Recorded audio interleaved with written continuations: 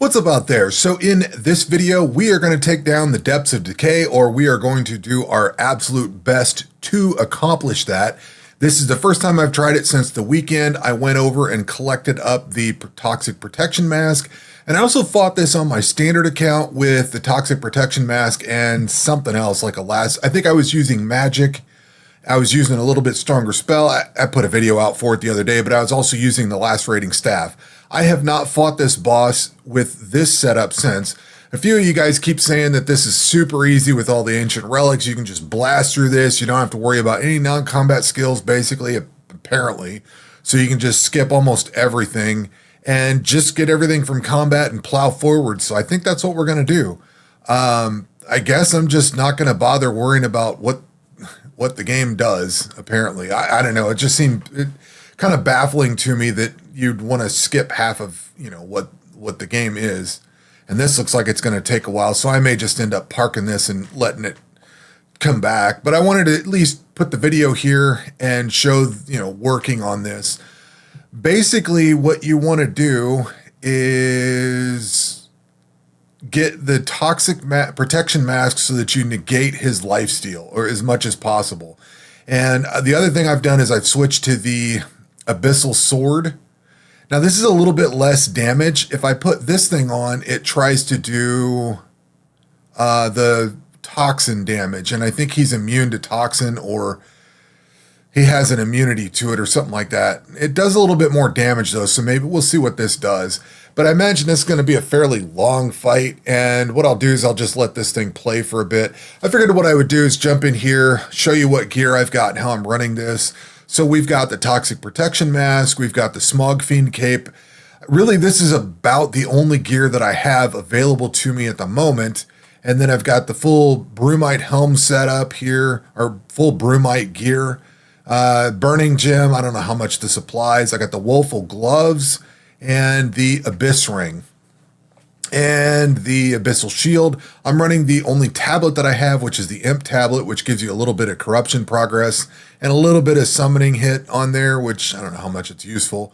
I'm running this Azurian Night Opal amulet to give 6% max hit added to minimum hit, so bumping up the damage a little bit more, and minus 2% enemy abyssal resistance. We are running Savagery for Prayer because it gives more melee max hit and melee accuracy, and then Focused for more accuracy. So I've got 63% accuracy. You know what I also should do is put on this Lacerating Potion. Let that do a little bit more work. More chance to put Laceration on, 40% chance to apply Laceration, so we'll keep that Laceration going.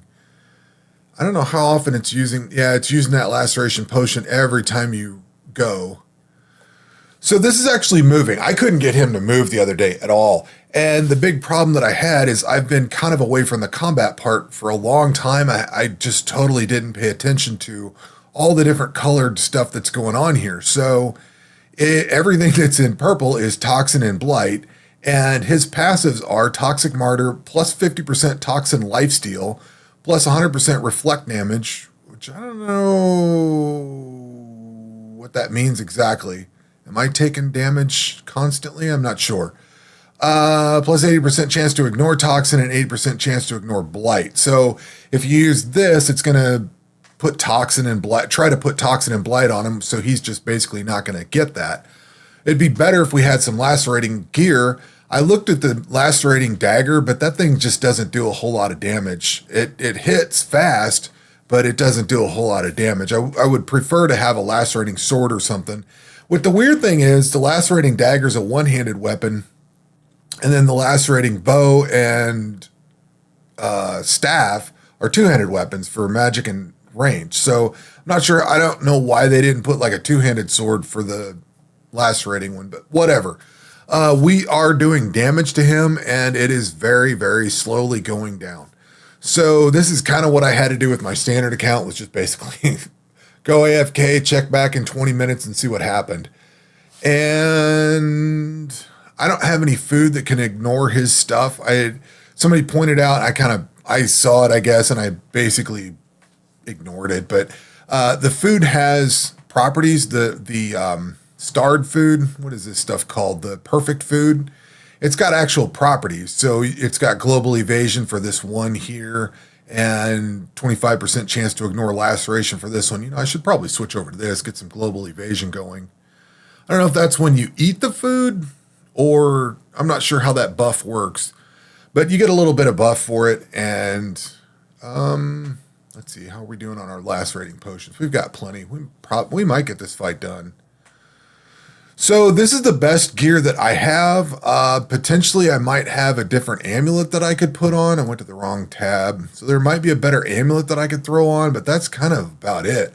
I can't craft much of anything. I can't create much of anything. This is just faster attack interval, but I've got pretty fast attack interval now. Yeah, not much else we can do but sit and wait. So this fight is going to finish. I've got plenty of food. I don't think it's going to creep up into my auto eat or anything above to where I could get killed. I'm just going to let this roll with melee, and I don't know. We'll see how long this fight takes. It's already gone for a few minutes, but we will definitely check back when the fight is over with, and I will bring you back in. Okay, we should be getting fairly close enough that he is going to be going down fairly rapidly. So I will point out that I did consider putting a two-handed sword in here, and I did not because this shield has an extra 5% abyssal resistance. I'm borderline at the threshold right now, and the regular one-handed sword, we're about to beat him, cool. But the regular one-handed sword's giving me a 0.9, 0.85 attack speed. Yeah, there we go. So he's done. That's taken care of. All right, cool. That setup actually worked. The mask was the biggest thing to get through that, and it looks like I ran out of the potions that I was using for laceration. But anything you can do to make that guy die faster is all the better. So that's what I went with. All right, let's talk about skills here. We're definitely taking summoning. We're definitely taking township.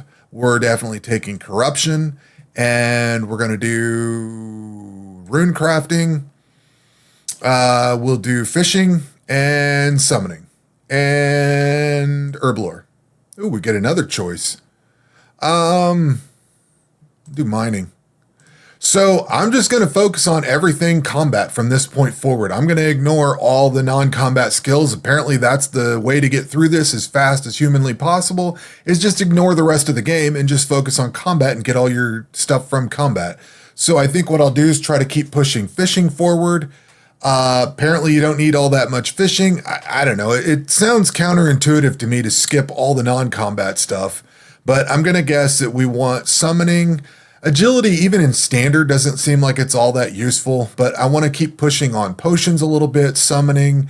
I guess I'm just going to ignore everything else, and except for maybe fishing. Mining, I can already get abyssal essence, so I could care less about the rest of this, and then I'll just ignore the rest. I'd like to keep township moving forward because township is going to get me abyssal coin, and I can keep pushing forward on stuff like this, get these township tasks done and trade things out, stuff like that. I think that's going to be a good bonus there. And then as we level this up, we'll be able to start putting points in, or finishing this town out, getting, like I said, more money and stuff like that. So I'm just going to go right back into combat.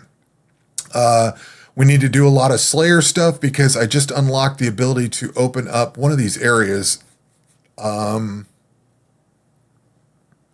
Something I can purchase. I know there was one I purchased when I need 10 million Slayer coin. Actually, I need 40 million Slayer coin because I'm going to need to get these. So that's what I'm going to do. I'm going to go start focusing on these, and then we'll start gearing up and try to do the next dungeon here soon. I don't know when it's going to come about, but just going to push right ahead, right on into it.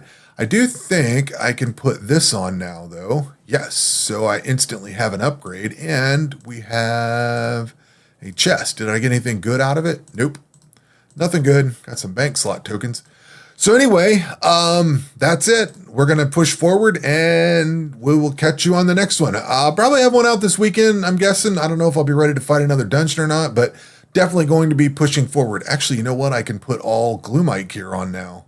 No, I can't, because I can't craft any of it or upgrade it, because I need stuff in harvesting that I can't get. So anyway, that's going to do it for this video. We will catch you on the next one. Take care.